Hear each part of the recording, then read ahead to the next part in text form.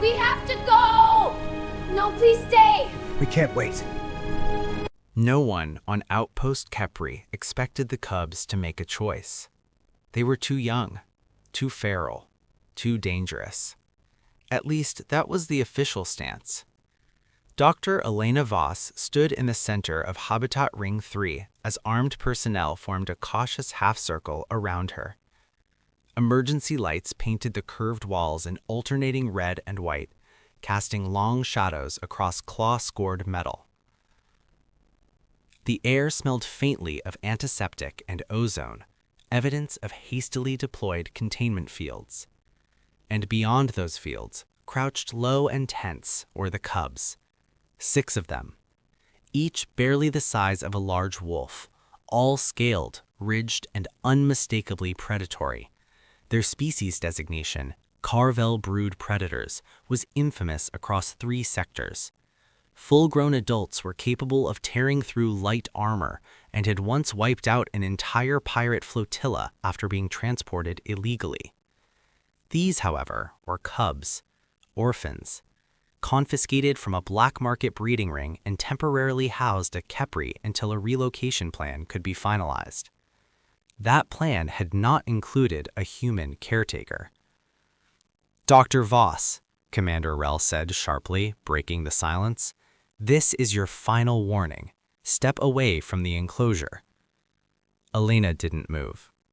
Instead, she slowly lowered herself to one knee and placed her hands flat on the floor, palms open, non-threatening. Her movements were deliberate, calm, the way she'd learned over months of careful interaction. The cubs watched her intently. "You can't keep doing this," Rel continued. "You're interfering with classified containment protocols." Elena finally looked up. "They're not weapons. They're children." A low rumble echoed from behind the containment field. One of the cubs, slightly smaller than the rest with a pale star across its snout, shifted closer to the barrier. Its eyes never left Elena.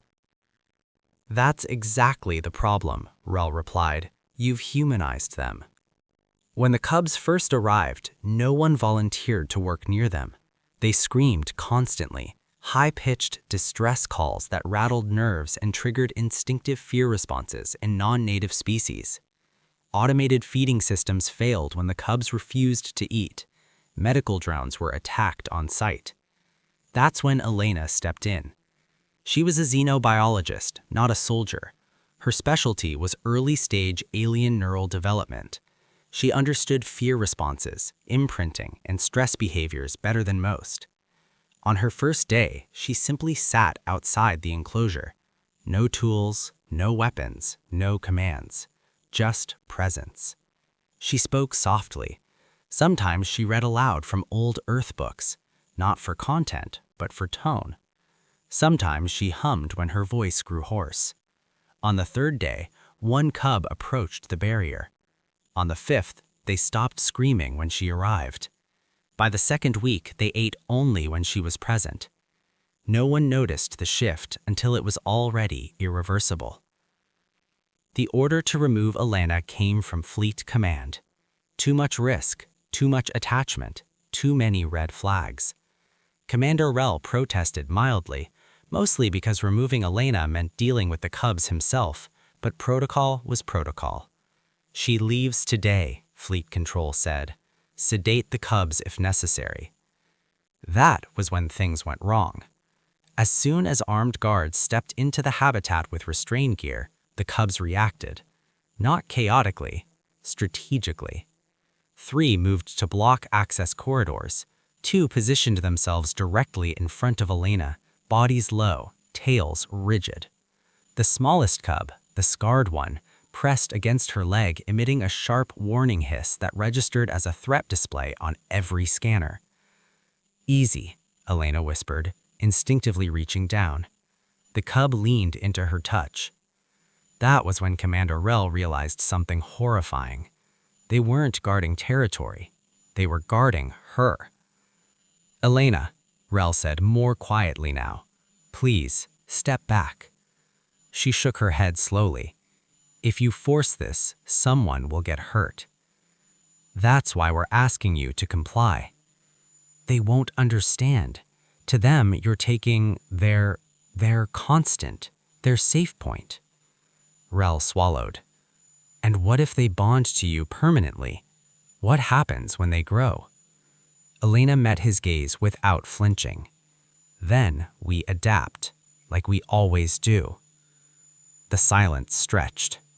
Fleet Command broke it. "Proceed," the voice crackled. "Remove the human." The guards advanced. Elena took one step back. The cubs erupted, not in blind rage, but in coordination. One cub slammed into the containment controls, claws sparking against metal. Another leapt onto a guard's shield, forcing him to stumble backward. A warning alarm screamed as biometric locks failed under unexpected pressure. But the most terrifying moment came when the smallest cub moved. It placed itself squarely between Elena and the guards. Then it roared. Not the shrill cry of a juvenile, but a deep, resonant sound that triggered an automatic threat escalation across the station. Every cub followed suit. They aligned, facing outward. 6 predators, 1 human behind them. Sides had been chosen. Weapons were lowered, not because of orders, but because every soldier in the room understood what would happen if they fired. Commander Rel raised a hand. "Stand down." Fleet Command protested, threatened, demanded compliance. Rel ignored them. "Dr. Voss," he said quietly, "if you leave, they'll see it as abandonment." She nodded, eyes wet. "Yes. And if you stay, you become something else entirely." She looked down at the cub pressed against her leg, trembling, not with fear, but resolve. "I already am." The incident was classified. It failed. Footage leaked, first to internal networks, then to the wider data streams. Across the galaxy, beings watched 6 feared predators choose loyalty over instinct, choose a human. Scientific journals exploded in debate. Military councils rewrote containment doctrines. Xenopsychology departments scrambled to explain the phenomenon.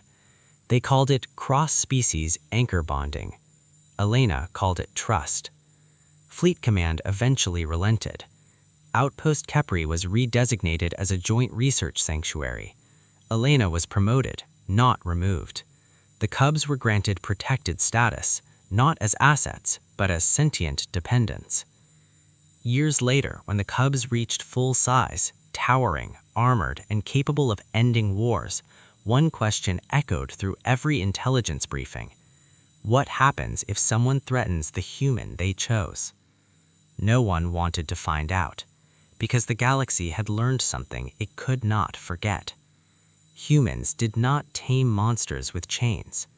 They did it by standing their ground and being chosen in return.